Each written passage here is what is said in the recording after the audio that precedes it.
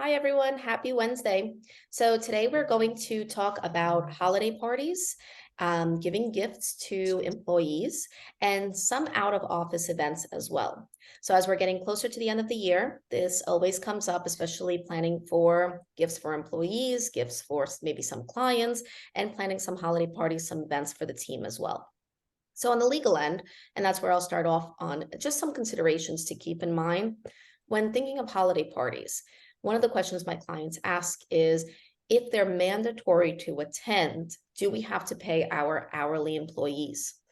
So, as with a lot of questions, that will lead back to underlying policies as well. But also, if it's mandatory, it might lean more towards they must be compensated rather than if it's going to be a open invitation, and of course they are free to decline with no penalty for declining. For the most part, I'm sure everyone would be happy to go to a holiday party, but it would really be evaluated as that point when you make it mandatory to go. So that's one consideration. Some other considerations for holiday parties and questions we've seen come up have been in whether workers' compensation will extend to out of office events and holiday parties. And for the most part, they do, especially again, if it's hosted by the team, if it's even outside the office, it is something that will extend that disability and workers' compensation liability as well on an employer. So those are some considerations to have there as well.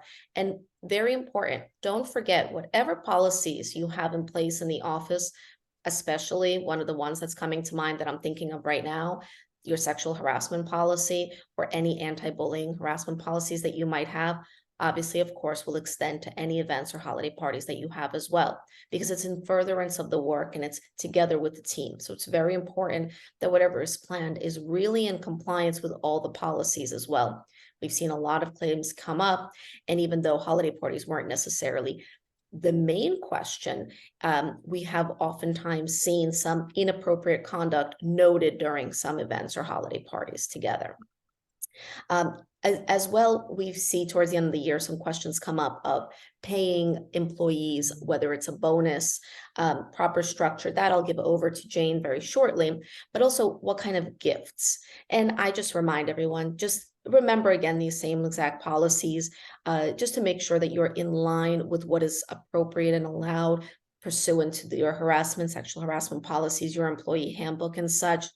One consideration to think about when it's not on an employee side, and maybe for some clients, there are certain industries, for example, the healthcare industry, where employees aren't allowed to accept gifts of more than $10 from any of the patients, or perhaps any members of a facility. So it's very important to review those policies and make sure that even between the team that's in full compliance going into this holiday season. And now I'm going to give it over to Jane for all of our accounting considerations on this topic. Hi everyone, thanks Irene. So it's really a good topic because I get a lot of questions on this, and we're gonna start, I guess, with the gifts. So you know, we still have that $25 per person limit, and it's unrealistically small. And unfortunately, this hasn't changed for many years with the amounts. However, there are a few exceptions, so we could talk about that. So, if you're giving a gift to a business entity, the $25 limit doesn't apply because it's only for individuals. So, if it's given to a company and it's used within, you know, during for business purposes, so it's fully deductible. Gifts to a married couple. So, for example, if there's, a spouse involved, so $25 for each person. So together it could be $50. Anything that's like incidental cost of making a gift. So, for example, if you're going to engrave something, it's fully deductible. There's no limit for that.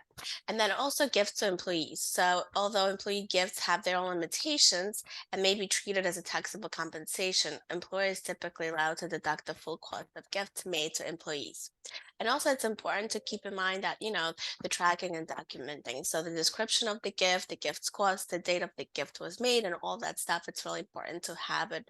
Um, in possession in order to provide that if ever needed. And so now I want to talk about some of the expenses that are deductible versus the 50% and some of the limitations that are non-deductible. So for example, let's talk about the non-deductible expenses. So if you're things have changed, right? There's new regulations. So right now, the meals that you have with a client or business partner during entertainment are not deductible, and sporting events have been taken away from us as well.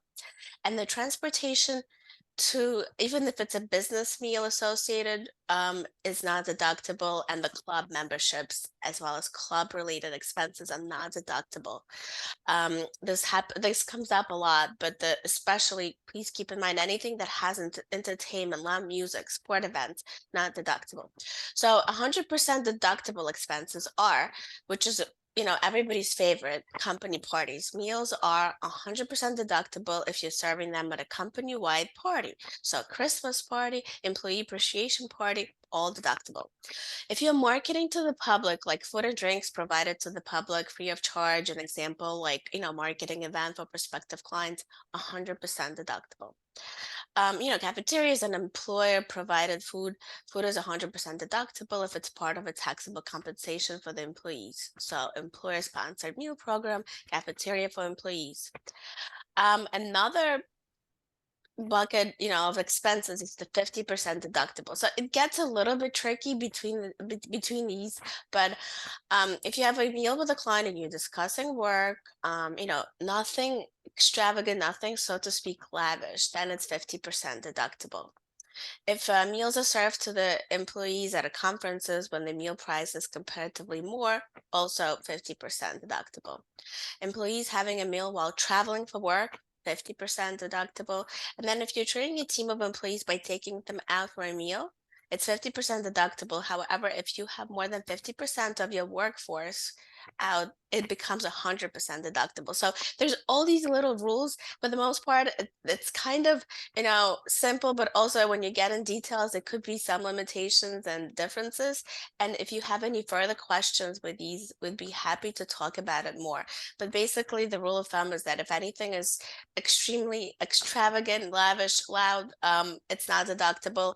And if it's business related meals, most of them are 50% deductible, except when it's related to specific company events. So if you want to treat your employees, you want to have a company party, it's a great deduction and it's 100% deductible. So thank you, everyone. Thank you.